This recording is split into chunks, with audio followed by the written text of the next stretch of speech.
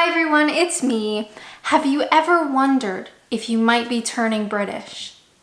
Because I have. Today we're gonna go over 7 British culture norms or British quirks that are a good sign that you are turning British. For those of you who don't know me, my name is Alanna and I'm a Canadian, but I have been living here in the UK for the last 5 years, and I have noticed that little parts of my personality have changed. And I want to know, am I turning British? So without further ado, let's go. You might be turning British if suddenly you love a cup of tea. Now, I think most parts of the world know that the Brits love their tea. It's just that stereotype that we always hear about, but I didn't fully understand how much tea is incorporated into daily life until I've lived here for a while. If you get a promotion at work, have a cup of tea. If you are in a car accident and you're really shaken up, have a cup of tea. If you've just been proposed to or you've just been dumped, have a cup of tea. The Brits use tea in literally every situation, whether it is good, whether it is bad. A cup of tea solves all problems. Now, as a foreigner living here, I only very recently started to appreciate tea a little bit more. Now, I probably forever will be a coffee person, but I'm starting to understand tea just like a little bit more. And of course, what brand of tea you drink is very, very important here in the UK for me personally. I'm a Yorkshire kind of girl. I actually had a video a while back, you can go watch it if you want, where I taste test some of the biggest British tea brands, and I found that Yorkshire is the one for me. But if you find yourself turning to a cuppa to soothe you, whether it's good or bad or neutral, you might be turning British. Have you ever been standing at a bus stop or in a queue for the bank and you turn to someone and you start making small talk about the weather? You might be turning British. The Brits love to talk about the weather. Oh my goodness, they just love it. So if you catch yourself in some small talk with somebody and you start to talk about the weather, or you start complaining about the weather, it's too hot, it's too cold, it's too dry, it's too wet, whatever it is, you might be turning British. Number 3, I think we're on number 3, a British cultural quirk that I absolutely love, and it is a really good indicator if you are turning British, is this very specific situation. Maybe you're at a friend's house, maybe you're at the pub, you're in some sort of social situation and it's time to go. So what do? Do you say, oh, I better get going. Oh, we should head out. It's time to leave. It's getting late. No.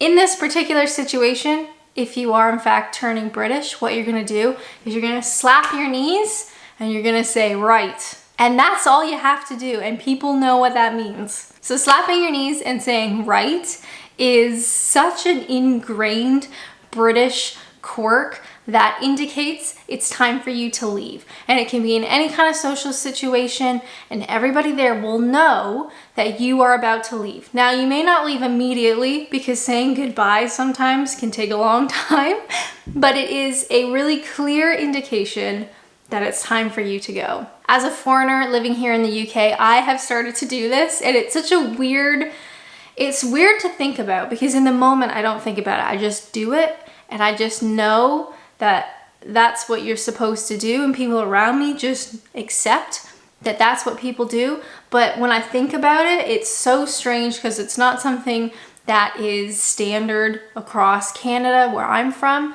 but it is definitely an indication that I am turning British.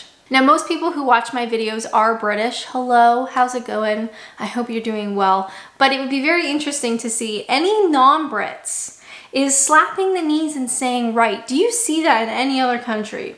Because I'd love to know. Another good indication that you are turning British is if you have a favorite football team that you support, and you'll support them till the grave, even if you're not from there. So I think a lot of us foreigners know that football, aka soccer, ooh, I said it, I'm so sorry, is a huge part of British life. Football is everywhere. People are very passionate about it. People have a team that they fully support and will support till the day they die. And sometimes those people aren't even from the area of that football team, but perhaps your parents supported that team or your grandparents supported that team, and it has just come down in generation to generation to generation. And that is your football team, and you will support them till the end of time. Now, for me personally, sports. Not a fan. At this point, I have not lived in the UK long enough to be converted to watching football. I just don't care. Please don't tell the Home Office. But maybe if I've lived here for 10 plus years, if that happens, maybe at that point I will have a football team. But currently, I really just don't care. I will say though, one of the things that I do kind of like, because it is so obnoxious and ridiculous and silly, is sometimes there's been instances where I've been on the train. This is, of course, is before, a global pandemic. I'm on the train, maybe I'm coming home from a day out in London or something, and there was a football match that has since finished, and all the football fans are trying to come home, right? So the train is a really easy way to get home for a lot of people. So you're sitting on the train, the doors open at some stop. Maybe you're listening to music or a podcast, or you're just daydreaming, and all of a sudden you hear a mob of football fans get on the train. Now, most likely, they're a little bit intoxicated. More than likely, they're very intoxicated. And one of my favorite things is when the football fans start chanting their ridiculous football songs. It's extremely obnoxious. It's very silly and a bit rude, but some of the football chants and the football songs are so funny. It's just ridiculous. And we know that the Brits love banter. I've talked about banter a lot in different videos. I'm actually not talking about it in this one, which is kind of crazy, but there have been times where, say, football fans come on, hey, they're cheering, they're doing their songs, and maybe somebody complains or somebody tries to change carriages. Those football fans might take the piss out of that person. So they might start singing a particular song at the expense of that person in terms of, banter, and they're taking the piss, and it's really funny, and it's totally outrageous and ridiculous. I don't even remember what I was talking about, but I just kind of love that. Next up, you might be turning British if you start to crave British food.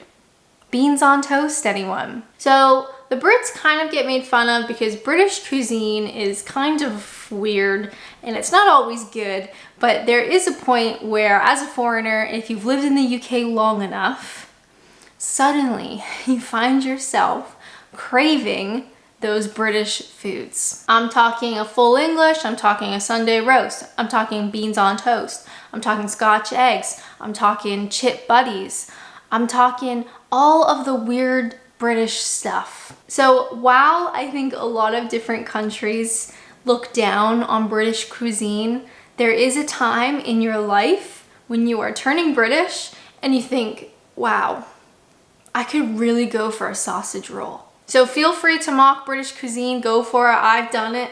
I'm gonna do it still in the future, but definitely now that I've lived here for a while, there are days when I just crave it. I crave beans on toast. I crave a full English. I just can't help it. Even things like haggis or black pudding, I have come around to. I appreciate them. They are good. I mean, haggis is actually really good.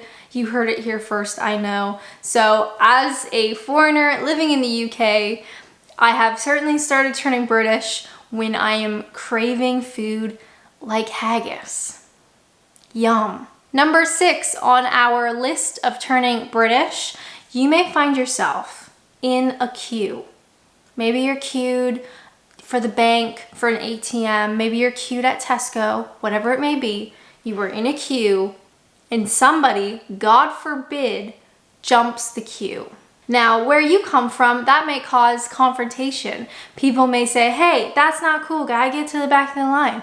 But no, the Brits have a certain way of dealing with this. If you are turning British, you're in a queue and someone jumps the queue, you will feel an uncontrollable urge to stare daggers at the back of their head and tut, maybe even a sigh. So the Brits love this passive aggressive queue jumping scenario. Tutting is absolutely brutal. It seems like nothing, certainly, but if you have ever done something, maybe even by mistake, and a British person tuts at you, wow.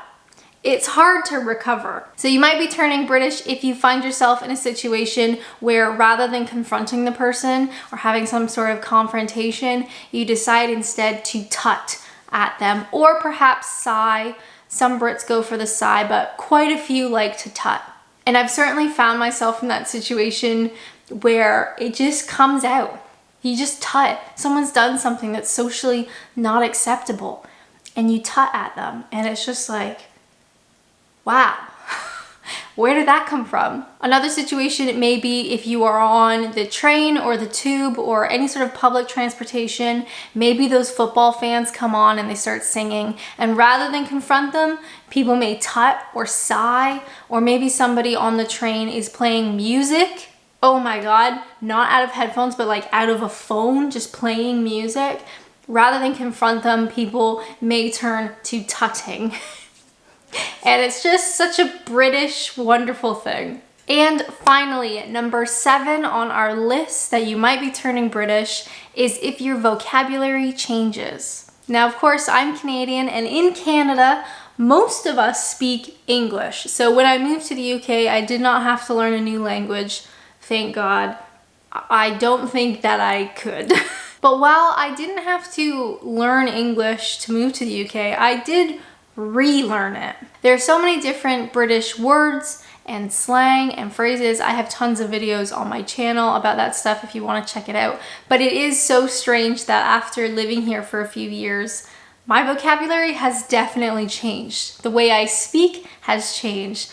The way I say certain phrases, the way that I enunciate certain words and syllables, that has all changed. And I've picked up different words in my vocabulary. Things like lovely, brilliant, ta, cheers, pub. Some insults like Billy no mates. Like there's so many British quirky words, slang, phrases that I now say. Now, I don't have a quote unquote British accent, but my accent has changed from when I first moved to the UK. So it's just like, I don't notice it now, obviously, because it has happened in such incremental changes over the last 5 years. But I know from like older videos, my voice has changed, my word choice has changed, the way I speak has changed. It's all just so weird and interesting. At least, well, to me it is. So if you find yourself living in the UK for a somewhat extended period of time, you may notice that your vocabulary is going to change, your voice might change, your accent might change a little bit, and it is just another sign that you are turning British. So those are 7 British culture norms and British quirks that are a really good sign that you are in fact turning British. If you want to add any British quirk to the list, please leave a comment down below, or just leave a comment anyways, because comments really truly help my channel. And with that, maybe I'll have a fry up, pop the kettle on, watch the telly, maybe match of the day. Just kidding. I still don't like football. I'm so sorry. As always, thank you guys so much for watching, and until next time, bye!